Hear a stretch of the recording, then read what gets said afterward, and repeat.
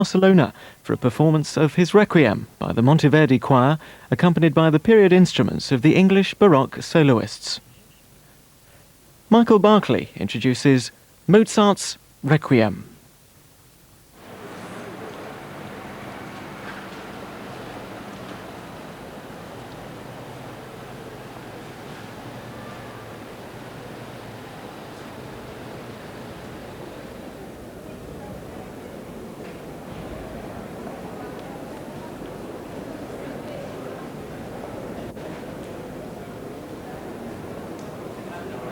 Good evening and welcome to the Palau de la Música Catalana in Barcelona.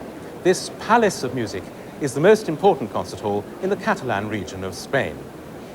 Here, on the anniversary of the day Mozart died 200 years ago, the audience are taking their seats for a performance of his Requiem. Indeed, across the world, in halls, in churches, in cathedrals, thousands and thousands of music lovers are doing the same. There are 3 performances of the Requiem in London alone tonight, and at least 2 here in Barcelona. This, then, is the musical culmination of a year in which we celebrated the musical genius of Mozart on a quite unprecedented scale. And it's appropriate, I think, that we should be ending the festival with the work that Mozart surely knew would be his own Requiem. In fact, he never even finished it. The score was completed by his pupil Süssmayr using Mozart's sketches. Now, one of the reasons that we've come to Barcelona is that this performance is being given by an outstanding group of musicians conducted by John Eliot Gardner, playing on period instruments. So that'll give us a wonderful opportunity to compare the sound with that being made in Vienna by the Vienna Philharmonic Orchestra, conducted by Sir George Solti. We're recording that and we'll be broadcasting it on Sunday afternoon. Another reason for coming to Barcelona is that as the festivities of one year draw to a close, so those of another begin. Barcelona is preparing for the attention of the world when it hosts the 1992 Olympics. It's an extraordinarily vibrant and exciting port city, the center of Spain's commerce and industry and the ancient capital of Catalonia. You get a great sense of energy and self-confidence everywhere, qualities which seem to be embodied in the rich and highly individual architecture. Today's visitor to Barcelona will be drawn not only by the spires of Gaudi's famous Church of the Holy Family. A huge seafront development has sprung up with the Olympic Village as its heart, while in Montjuic Park, the Olympic Stadium competes for attention with Isasaki's high-tech sports hall. But it's what they call locally modernism, a distinct brand of Art Nouveau that remains the hallmark of Barcelona. And in fact, the founder of Catalan modernism, Domènech i Montaner, was responsible for building a century ago the splendid concert hall we're in tonight, the Palau de la Música Catalana. Tonight's concert was sold out the minute tickets went on sale. You join us at the interval. In the first half, we heard Mozart's lovely C minor Mass, which we'll be broadcasting next year. But it's surely the Requiem that one wants to hear above all on this day of all days. As with so many great works, and indeed so much of Mozart's life, mystery surrounds the creation of the Requiem. Just how and why it came to be written, and indeed precisely how much of it was actually written by Mozart himself. To confuse the issue still further, the famous play and film Amadeus, while certainly popularizing Mozart, has also added an element of fantasy. What then are the facts as we now know them? In preparing for performances of the Requiem, tonight's conductor, John Eliot Gardner, has done some extensive research. What we really know is that Mozart did receive a commission from a certain Count Walsegg, who was a slightly zany music lover who rather tended to pass off other people's compositions as his own, and that he did so via a grey-clad messenger who arrived on Mozart's doorstep and offered him a certain sum of money, and clearly frightened Mozart, who was at a time in his life when he was extremely sensitive and even slightly manic-depressive. And Mozart went to work with a fury and a great intensity at composing the piece, and then laid it aside because he had other pressing engagements. He had 2 other operas to complete, the Clemens di Tito and the Zauberflöte. And then the grey-clad messenger returned and offered him more money, and Mozart went to it again with tremendous intensity and got himself ill in composing it, so much so that Constanza, his wife, took the manuscript away in the hope of trying to keep up his spirits and his health. In the end, of course, he died on the 5th of December, and leaving the manuscript incomplete and with only the opening movement fully orchestrated and then sketches for the other movements. But it seems that he'd discussed the shape of it and even the orchestration of the other movements with his pupil Süssmayr. The odd thing is that it wasn't to Süssmayr that Constanze, his widow, turned when Mozart died to complete the piece. It was first of all to two other members of the circle of friends of Mozart's, and they were unable to achieve the completion. They started it and then gave up the job. And Süssmayr, who was probably a less talented composer than these two, and Mozart clearly didn't think a great deal of him, he was the one who actually had the task of completing it.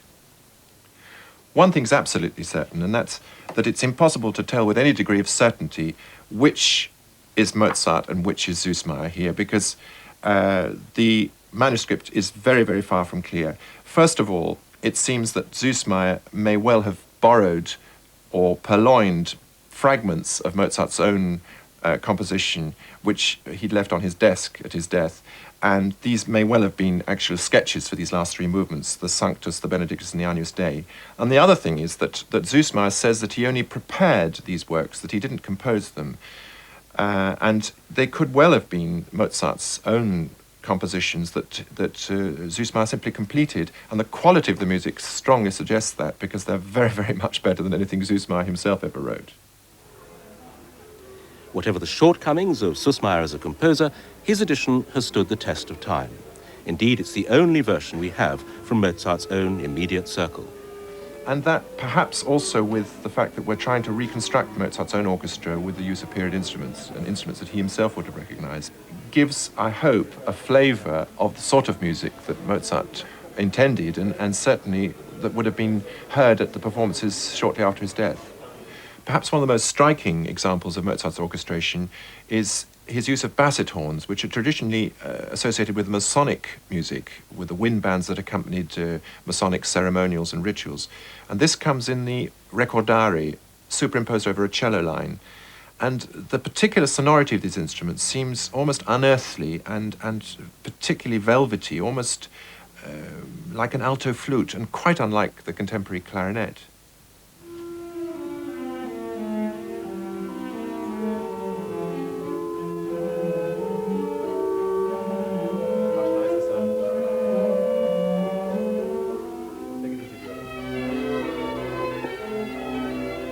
At another extreme in terms of orchestration is, of course, the use of the trombone as an obligato instrument, as a foil to this wonderful deep bass sound of the tuba mirum, where the trombone is announcing the last trump, as it were. And normally the trombone is associated as a rather sort of light and almost comical instrument, but here it has a tremendous dignity and presence all of its own.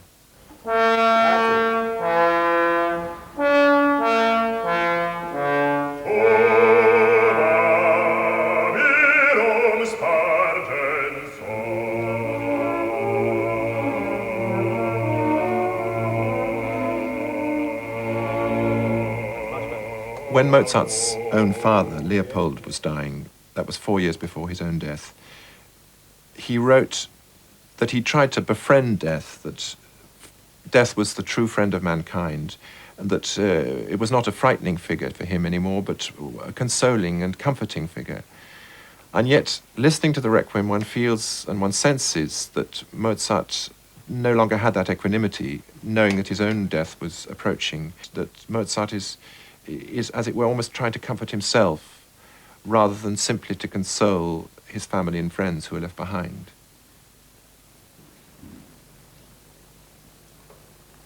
And it is, I think, that feeling of foreboding, that sense of awful premonition that makes the Requiem so moving, even frightening. Mozart set the traditional Latin Mass for the dead, and actually this and the C minor Mass were the only liturgical works he wrote in the last 10 years of his life. John Eliot Gardner, incidentally, has just won the Gramophone Record of the Year award for another sacred masterpiece, the Beethoven Missa Solemnis.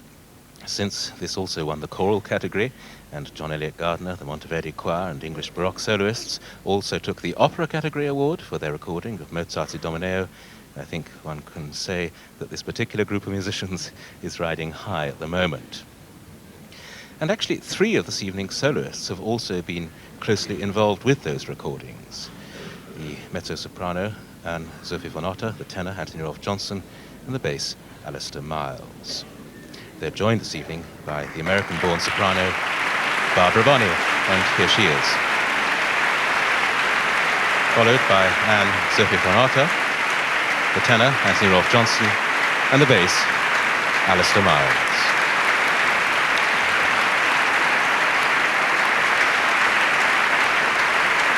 And the conductor, John Eliot Gardner, to perform the work that Mozart inadvertently dated 1792, though he died in 1791. The Requiem in D minor, Köchel 626, by Mozart.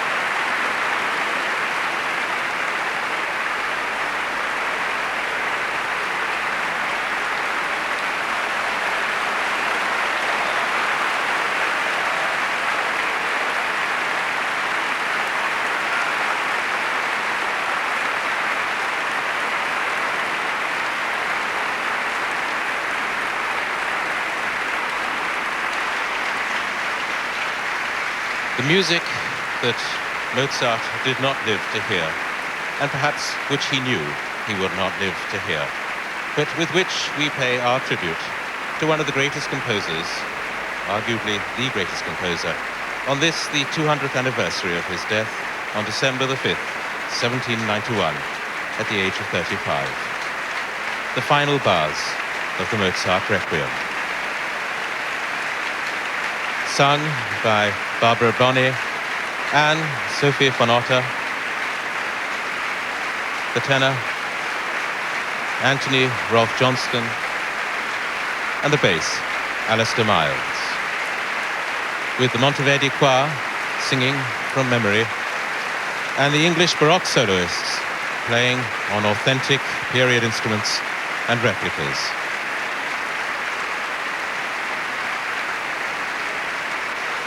I hope you found that as moving as I did. In fact, the Recordare and Lacrimosa seemed to me almost unbearable. And what a wonderfully focused group of soloists. This was not the bellissimo style of singing that we so often hear. Everything beautifully placed. Alastair Miles. A wonderful new discovery, this bass, I think. The two ladies, Barbara Bonney and Sofie Von Otter.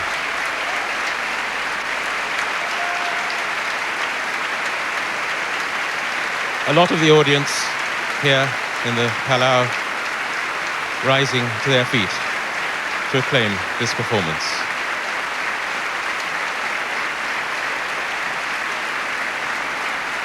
I can't help wondering just what would have happened if Mozart had lived perhaps for just 5 more years. What jewels we might have. Perhaps a couple more operas, concertos, string quartets. The mind simply boggles.